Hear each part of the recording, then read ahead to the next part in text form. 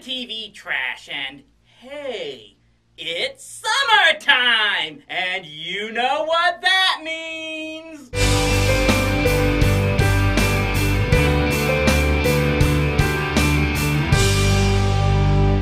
I grew up on newspaper comics. I used to store whole drawers full of strips pages, and I still buy the collection books to this day. Heck, the comics and the sports pages are the only reasons I still buy newspapers. So when a comic strip gets an animated TV adaptation, I'm gonna be interested.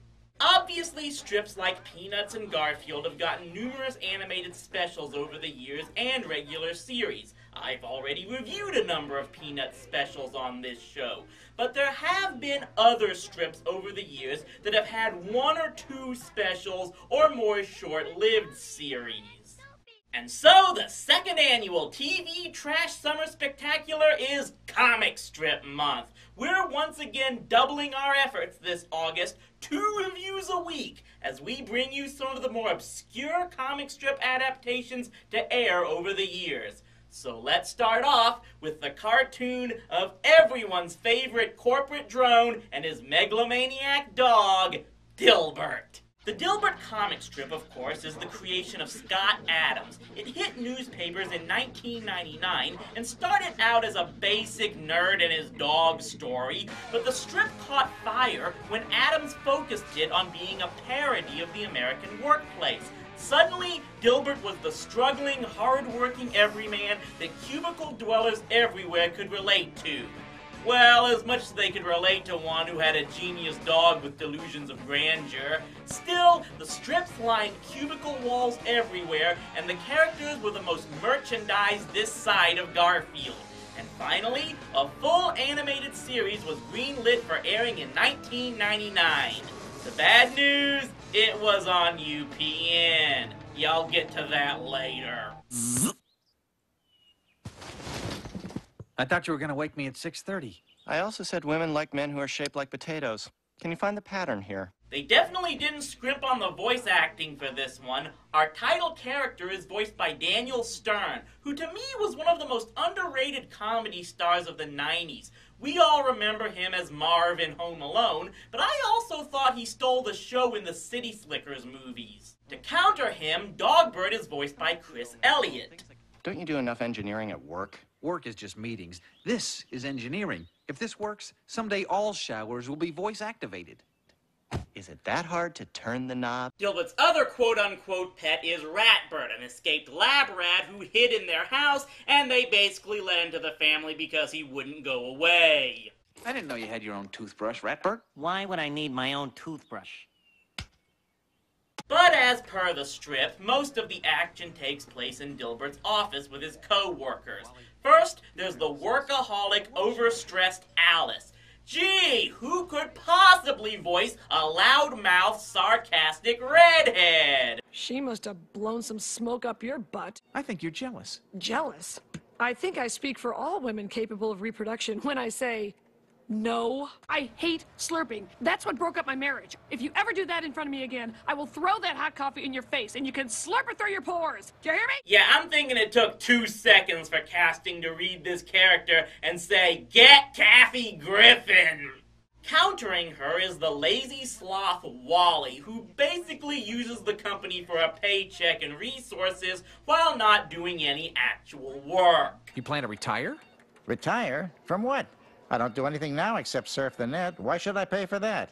Besides, I really like the coffee here. Fun fact, Wally was based on one of Adam's former co-workers who strove to become the worst employee ever after discovering Pacific Bell's severance package for the worst employees was actually better than its pension plan. Although this has nothing to do with anything, I enjoy mentioning it. They, along with the naive intern Ashok, constantly have to deal with the likes of their incompetent superior, the pointy-haired boss, who intentionally has no name so fans can picture him as their own supervisor, and the evil human resources director, Catbert, voiced by Jason Alexander. You have my full support to fix the problem, unless it involves any sort of resources or decisions or effort on my part. I can't help. Why not? It's a company policy. Aren't you the one who makes the company policies? Do I have a great job or what? Oh, really? An evil cat character? The dog wants to take over the world! This show is equal opportunity! So most of the episodes are about them dealing with greatly exaggerated trials of the workplace, like dealing with ultra-competitive co-workers. We will not only build a better prototype, we will build it upon the crushed bones and torn flesh of Dilbert. Difficult working conditions. Oh my. This building, like everything that's ever existed in the history of the universe, is dying. We're doing what we can to make its last hours comfortable. Or bureaucracy like product testing. Where's your god now?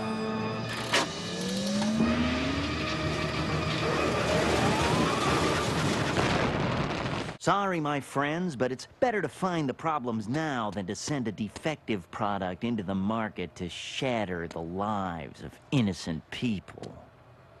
Well, it's a gray area. If only Microsoft had guidelines that strict. Actually, the first season does have an overall story arc revolving around Dilbert and his team trying to develop the company's new flagship product, some kind of cell recycling exercise machine called the Gruntmaster 6000. You used my suggestion, Gruntmaster 6000.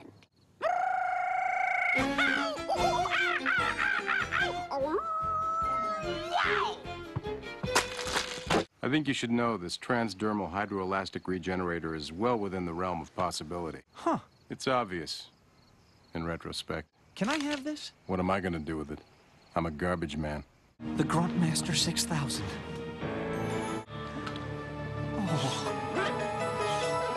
And he wonders why he can't get a date.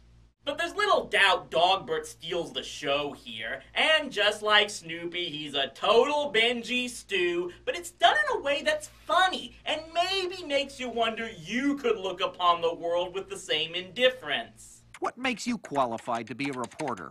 I'm willing to violate anyone's privacy for my personal gain and then claim with a straight face that the public has a right to know. What are you planning on doing with my laser? Did you know there are no laws in space? As the new dictator of Elbonia, I've decided to make a few changes around here. And make no mistake about it, these are changes for change's sake. But clearly Dogbert has some kind of heart because when all seems lost, he can always be counted upon to save the day. Thank you for saving my life, even though it wasn't in danger. I just couldn't picture you as the official martyr of Elbonia. Or maybe it's because if there's no Dilbert, he doesn't have anyone to use and make fun of, I don't know. The season finale involved Dilbert's Gruntmaster invention causing a rift in space and time that would destroy the universe unless he jumped in himself to travel back in time to prevent it. Yeah, think the plot to Donnie Darko if it made more sense and the guy lives at the end. The door's locked? Oh, well, in that case... And yeah, I know Darko came out after this, but it still applies! The second season started by showing you how you can tie the series into the strip without forcing new viewers to go back and read past strips. It was about the whole story of Dilbert's father and how he was lost at the mall because he chose to stay at an all-you-can-eat restaurant and wouldn't leave until it was really all he could eat. Does that mean you won't leave? Only when I'm finished. It's my moral duty to fill my plate up again and again and again. If you don't fill yourself up, Dilbert, then you're empty. Oh, sure, it works for him, but I try it, and I get banned from every Ryans in the state! Yeah, maybe the sleeping bag was a bit much. Sadly, I think it was around this time that the network and producers got concerned about the ratings. Gee, it's almost like putting it on UPN was a bad idea. I mean, they put the show's time slot after Shasta McNasty, which I still hope to review if I ever get a hold of the episodes. Oh yeah, and they also put it up against Buffy, which apparently drew the same demographic. But they realized their mistake and changed the time slot so it was up against...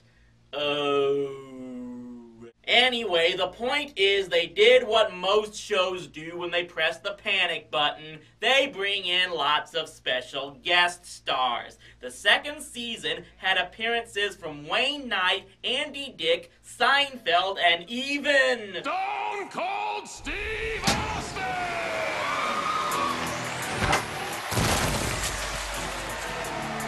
He's very big with the teen demographic. We'll get pickup on all the networks. It didn't work, and the last episode ended with Dilbert becoming pregnant with a mutant baby or something, and Dogbert giving it away to Superman's biological parents.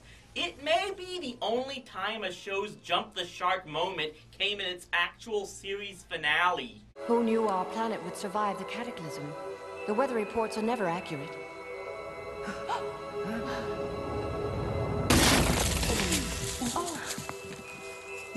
I wonder if that's the package from Dilbert.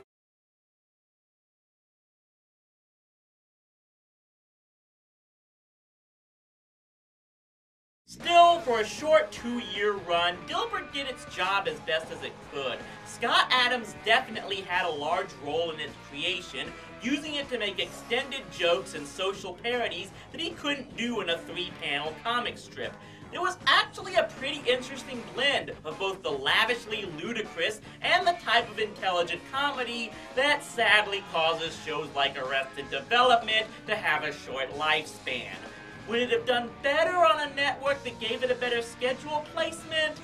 Well, sadly, a bigger network might not have given it the promotion that it needed. So take this show for what it ultimately was, an animated show that was just too good to last. And heck, if much of what I'm reviewing this month is anything like this summer's spectacular might not be so bad. Tune in this weekend for our first look at an animated special. What is it again? Wah, wah, wah, wah.